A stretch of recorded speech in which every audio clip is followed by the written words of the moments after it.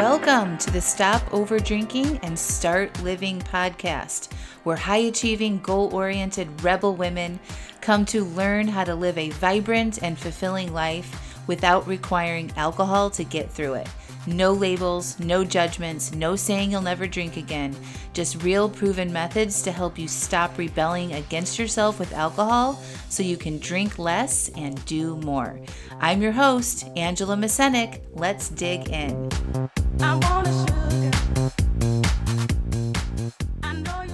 Welcome to episode 349. Is there a more appealing reward than alcohol? Well, hello. Welcome back to the podcast. 349 episodes. 349. 349 weeks of creating content and talking about over drinking. It's crazy how this topic has endless subjects that we can go inside and dive into, isn't it? If you have not left me an iTunes review, a 5-star iTunes review, I would love it if you would take the chance or the time and do that now by just scrolling to the bottom of your app and click on leave review, click the 5 stars and write me a little note about how this podcast has helped you.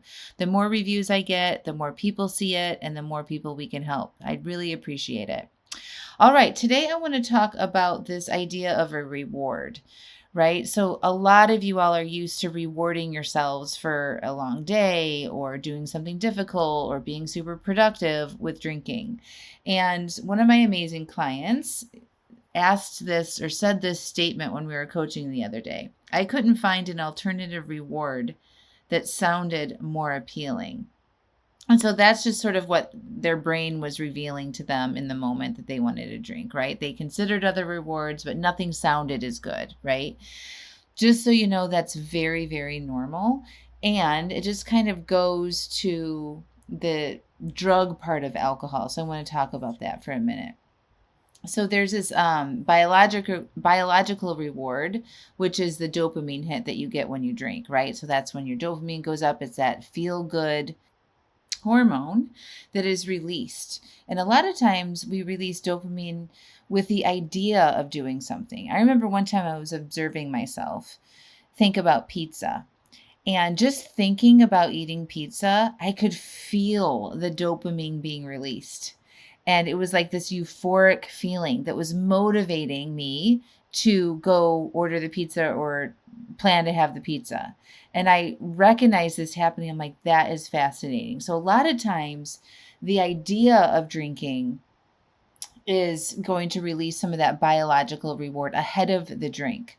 And then there's the psychological reward. So that's the escape from the uncomfortable moment, right? So what I really want to dive into in this podcast is when we think about this reward, if you're drinking as a reward for yourself, it's usually because just being in the moment that you want that drink as a reward isn't satisfactory enough for you, right? It's like, I need a reward for working so hard. Okay, so if you work so hard today, what are you feeling? Are you feeling tired, exhausted, hungry, overwhelmed, anxious, bored because your day is over? Like there's something there that you're wanting to escape from, right? And that's what we want to look at.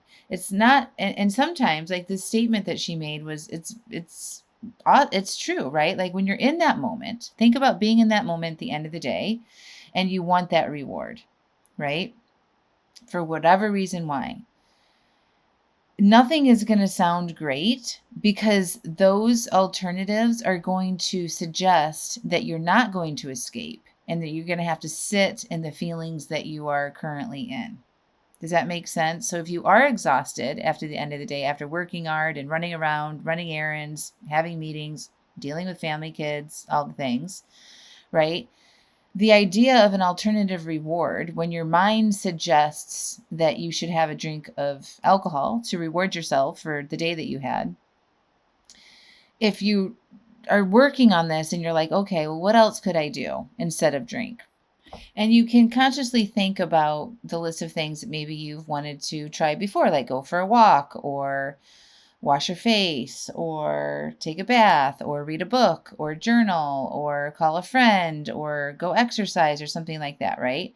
All of those, drink some tea, all of those things that could be an alternative reward are still going to make you feel what you're currently feeling, right? They're not going to change the emotional state right away that you're currently in. Sometimes a brisk walk outside can immediately change your mood, right? And give you more energy, or a phone call with a friend can shift your energy, or, putting your feet up the wall for 10 minutes can kind of like energize yourself and, make your body feel better.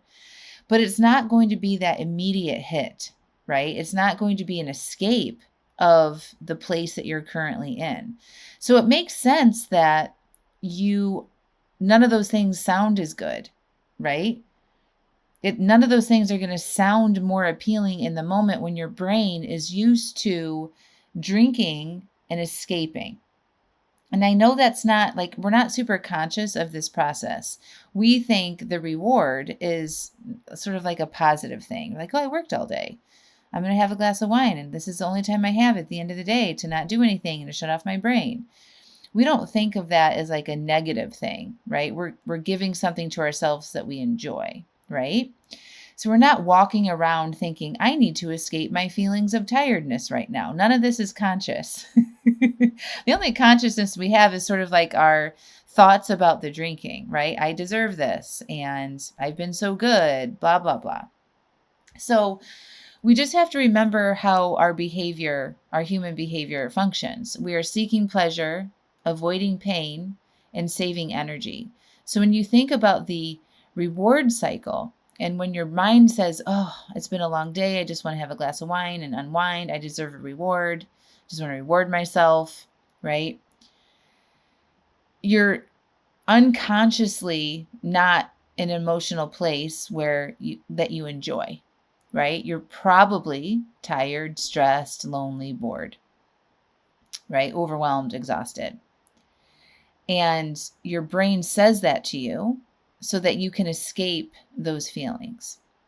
And if you've introduced alcohol in the past, it's going to recommend that you take the least amount of effort to get relief from that feeling, right? So that's the saving energy part.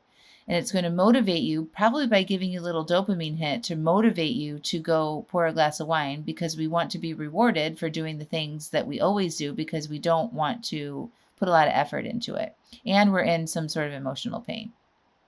Okay? So it makes sense that you're doing that and there's nothing wrong with you. Just to reiterate it, it's a normal thing. But I want to introduce this idea that in that moment, nothing is going to sound as good as the drink until you have an established pattern, right? So at the end of my days now, my mind doesn't go to a drink. My mind going to laying down flat, putting my feet up the wall, having a nice cup of tea, putting my pajamas on, right? Reading a book, watching a TV show, going for a walk with Jackie Poo. I'm rewired myself so that those things sound good to me and they're motivating to me, because it's been a long time since I've drank alcohol. So, but when you're in the journey of changing your relationship with alcohol, nothing that you suggest in that moment is going to sound better. And you just have to accept that. It's really important to have a list of ideas that you can try when your brain suggests that you need a reward ahead of time, so that you don't have to come up with the plan while your brain is seeking that reward or that escape. That usually doesn't work if you're relying on in the moment type thinking and strategy to come in when you're urging for alcohol. Your brain is not accessible. Your higher brain is usually not accessible when you're in that need or desire for the drinking. Okay. So a strategy would be to make your list of things that you want to try ahead of time. So like at the beginning of the week or in the morning, you make your list. Okay, tonight I'm going to go for a walk outside, or I'm going to wash my face. I'm going to start this new book, right? Something else. And then when you get to the end of the day and your brain kicks in with the award talk, right? You want to remind yourself, this is a process. Nothing is going to satisfy what I'm looking for right now. And I have to be okay with sitting and experiencing what is actually happening for me emotionally right now. So how am I feeling? That's the stop. Okay. How am I feeling? Notice, name it. Am I tired? Am I bored? Am I anxious? Am I lonely? Am I exhausted? Am I hungry? Name how you're feeling. Okay. And then you just give yourself a moment to process. Put your hand on your chest and breathe into that sensation in your body. Allow yourself to be here for a moment, just a moment, and notice how you're feeling. Okay. And let your breath dissipate and break up those sensations in your body a little bit. And tell yourself, it's okay to feel this way right now. I don't need to escape this. There's other things I can do besides drinking that's going to actually make me feel better in the long run. And if I can choose one of those things now, it'll just keep getting easier and easier. And I'm going to rewire my brain to want some of these other things other than the alcohol. Okay. And then you just have to go try it. And you might never be satisfied in that moment, right? You might have to just be uncomfortable with whatever you were feeling until you go to sleep. Right. And then tomorrow you'll wake up proud of yourself and you'll have hopefully slept good. And you don't have any alcohol in your brain and in your body, and you get to do it again. It's temporary. It will go away. Your feelings that you're having at the end of the day that are prompting you to seek a reward or an escape do not need that escape, because your feelings are normal. Being a human being comes with having feelings. And we didn't come with this need for something outside of ourselves to deal with how we feel. We weren't born that way. So we know we don't need it, right? And we just have to rewire ourselves. This is a learned behavior that you've taught yourself over time, that you need this thing to satisfy yourself in some way, right? But you didn't need it as a child. Right? You learned about this over time through your behavior of using alcohol to escape, and to undo it and to get back to like your normal homeostasis and not needing a substance to reward yourself at the end of the day takes a commitment, working through these feelings that you're not comfortable with and retraining yourself, right? So that's why learning how to feel your feelings is so important, so that you can be with any feeling at any moment and know that you're okay. You're not going to die, and you don't need to escape from it. And it can apply to so many other things. I mean, alcohol is just one thing that we do to escape how we feel, right? And other ways that we escape how we feel are by taking actions, right? We think like we have to solve this problem right now. We have to do something right now to fix it, right? So that might be blasting off an email or calling people, or saying things to people that are coming from an emotional place instead of just waiting. So buying something, getting involved in your kids' stuff, figuring out complicated family stuff as a way to deal with how we are feeling. And the best advice always is to wait. If it's not a true emergency, let yourself calm down, let yourself process, give yourself a day, think through things, and then make decisions. And it's no different when you're changing your relationship with alcohol. If you're constantly looking for that reward, it takes recognizing, why am I looking for a reward right now? Why do I need to change my state of being? And then you get curious. You ask yourself, how am I feeling? Why do I think that this is intolerable? And you have to try going to do something else. And having that list on hand will really, really help you. So we don't need a reward, right? You don't need a reward for being a human. And I'm also a fan of scheduling rewards, right? And scheduling little prizes and things. Like after a really busy work week, or I'm planning a big project or a big launch about something, I will schedule myself a massage, like something extra, right? Because I look forward to that. It's sort of like my little reward for working really hard, and I go in that massage and it feels really good, right? That's different. That's being intentional and thinking things through and sort of planning in advance. What I'm talking about, this reward in the moment, is different, right? I'm not using that massage to escape my feelings. right? But when we're looking at this reward cycle at the end of the day, that is usually a place where people are trying to escape how they feel. It just doesn't sound bad when we use that sort of reward language, right? So I'm all about rewards and giving yourself pleasure.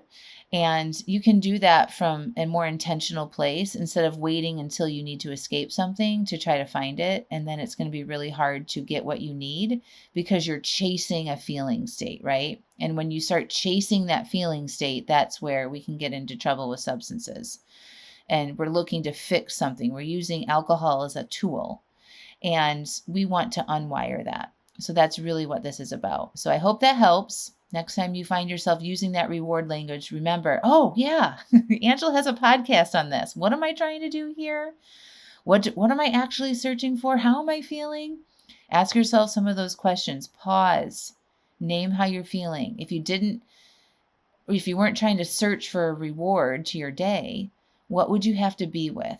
What would you have to accept about your feelings in that moment? Right? And then try to find something else that you can do that won't give you that quick hit like the alcohol will, but will actually be better for you in the long run and help you advance towards the goals that you have with alcohol.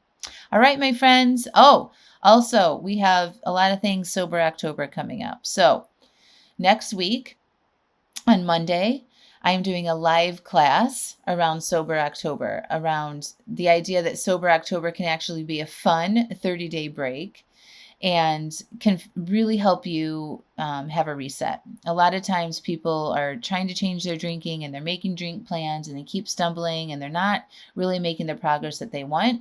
And so often 30-day breaks or longer can be a really good thing to do and work on to help you reset and get clear around some things like why you're drinking in the first place. It'll help you learn how to feel and process those feelings and help you rewire things. You're going to feel better, sleep better, have more energy, all of that. So I'm having a free class on how to do this that actually feels good on Monday, September 22nd. So we're going to put the link in the show notes, but it's angelamascenik.com/sober October. It's a free class. Come and sign up. And during that class, I'm going to be inviting you in and sharing more about the 30-day Sober October challenge that we're going to be doing inside my paid membership, Alive AF. And that open enrollment is going to be happening this week. You can actually join that membership before you take the class if you'd like to. And we'll put the link to do that as well. But I'm waiving the enrollment fee for this open enrollment period. The open enrollment to join that and to do the Sober October challenge with us, where we come live every day. Coach Steph or I are going to come live every day, the whole month of October for 30 minutes every day, even on the weekends. And we're going to coach you and we're going to dive into one concept of the day. I just created an amazing workbook to accompany this challenge. And you're going to have a community. We're going to have prizes. It's going to feel similar to like the Wine-Free Workweek challenge, but we're doing it for a month. And it's going to be super fun. And we're waiving that enrollment fee. It's going to be a really good time to join the membership because you get to do that challenge. And then if you want to stay in the membership, you can without paying that enrollment fee. So open enrollment for that is going to be September 17th through October 1st, and then we're shutting it down and it will not be open again for the rest of the year. So if you've been thinking about joining the Live AF membership or you feel like you need more accountability and a structure and professional support, it's a really good option to join, and you can do that challenge with us. So those are the updates. We will put both of those links in the show notes. If you have any questions, feel free to email us at hello@angelamascenik.com. And I'll be back next week for more. All right, my friends. Talk to you later.